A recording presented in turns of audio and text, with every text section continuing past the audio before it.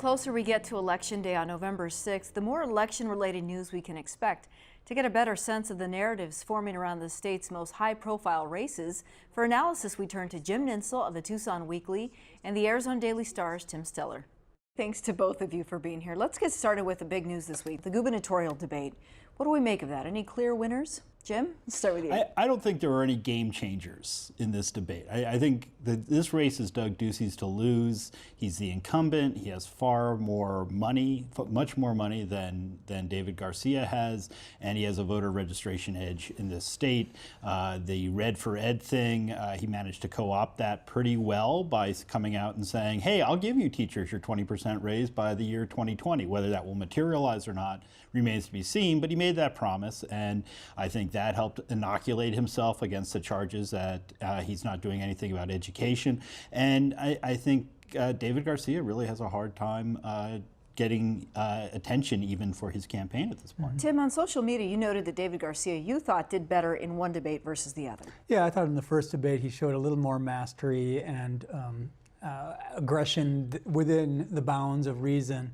And I think, but I think Doug Ducey, as Jim said, has inoculated himself by just so deftly jumping in front of every parade that comes along, whether it be inspections of migrant shelters, the Red for Ed movement. There have been a few different ones where he has seen a movement coming. The charter school accountability would be another one. He sees a movement coming. He sees popular opinion changing, and he joins in quickly, and that takes those issues off the table as issues against him. The press has been fair in covering these sudden twists and turns during the campaign. Will that do enough for Election Day?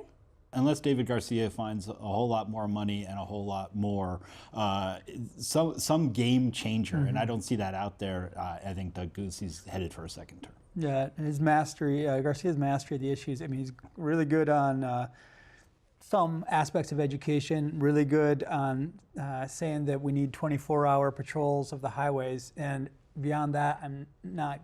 Also saying that Doug Ducey is a follower, not a leader.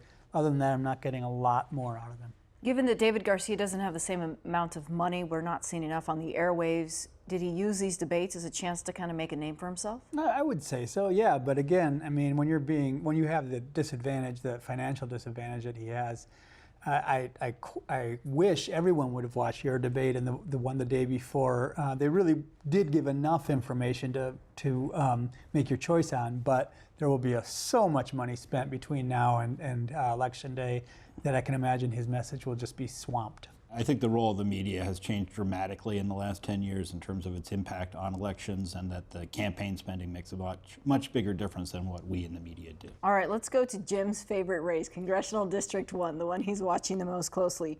Tom O'Halloran in any trouble coming in as the incumbent in this one? You know, I think at this point, Tom O'Halloran, moderate Democrat, formerly a Republican in the state legislature.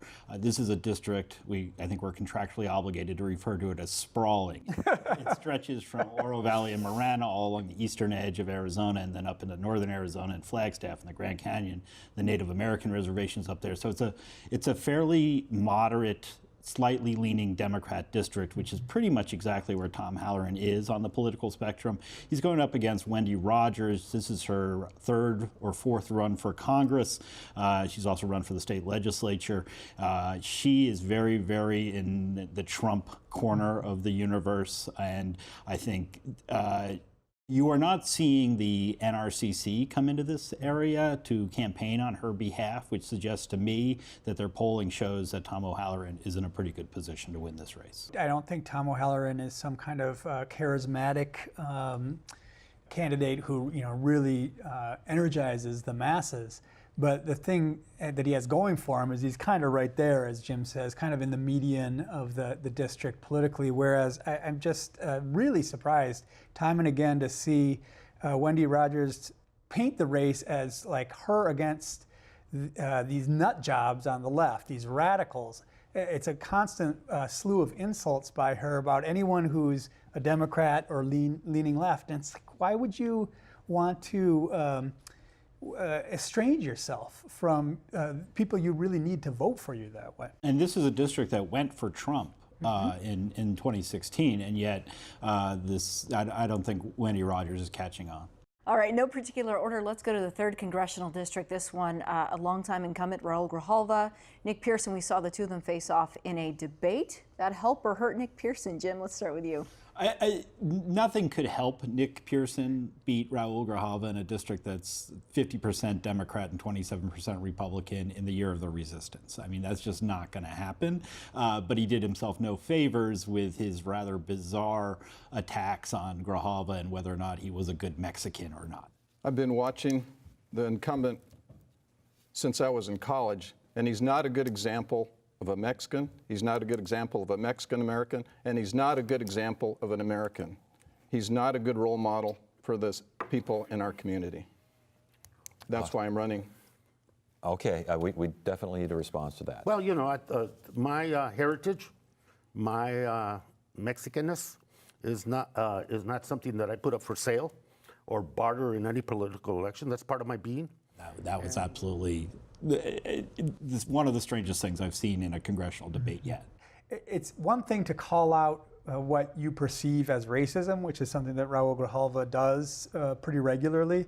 But it's another thing to ask a person to be a good representative of their ethnic background or fit a mold of their ethnic background. Why should any of us be asked to represent an ethnic background that we didn't choose? You know, I think the voters can decide whether they like us or not. It's not a district that Republicans are going to win. I mean, you never see the NRC say. There was some trouble in 2010 for Grijalva when you had the Tea Party year, but even there he prevailed. And I just don't see them ever coming up with a candidate who's going to beat Raul Grijalva. I think he's there until he retires or something very dramatic happens and he loses a Democratic primary, but I don't think he loses to a Republican.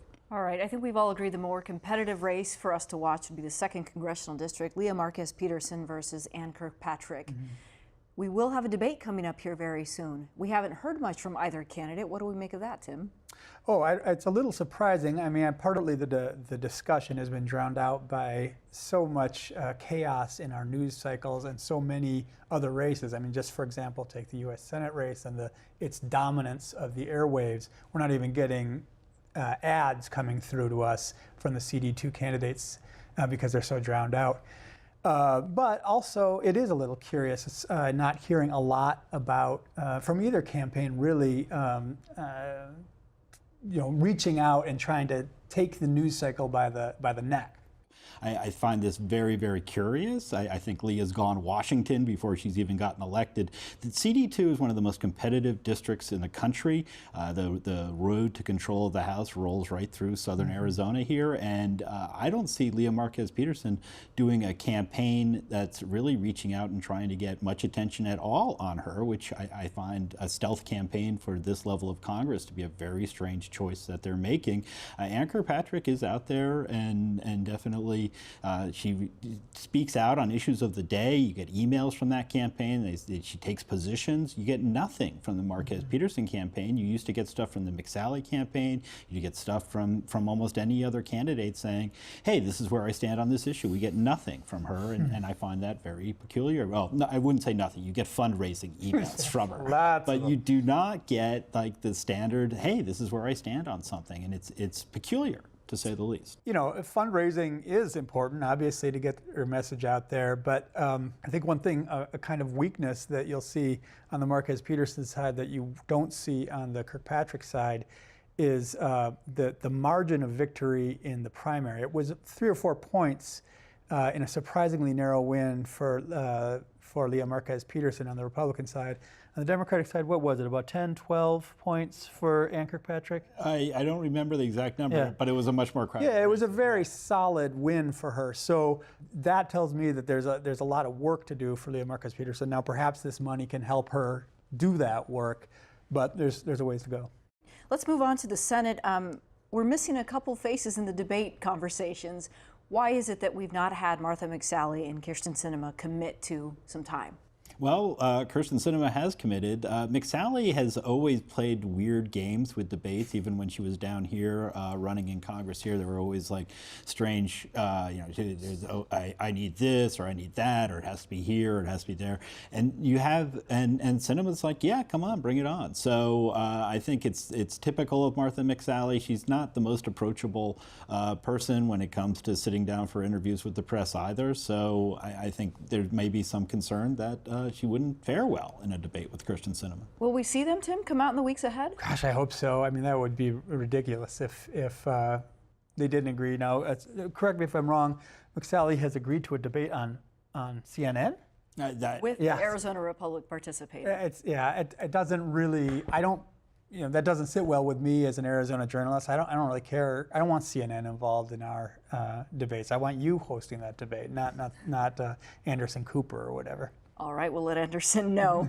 Real quick before we go, though, millennials, Hispanics, are we going to see these groups come out this year that every election we hear so much about? I mean, the safe bet is no, since that hasn't happened before. People predicted it many times, and it's rarely, if ever, come to pass. I mean, that's what David Garcia is betting on from the very beginning. His campaign has counted on bringing out Hispanics and younger voters. Otherwise, he has no chance. And I suspect, though, that he probably, since it hasn't happened in the past, it's unlikely to happen this time. What do you think? I think folks on the left are more revved up to vote this year than they've been in a very, very long time. However, whether they actually turn out or not, we'll find out on Election Day. All right, my thanks to both of you. De nada. Always a pleasure.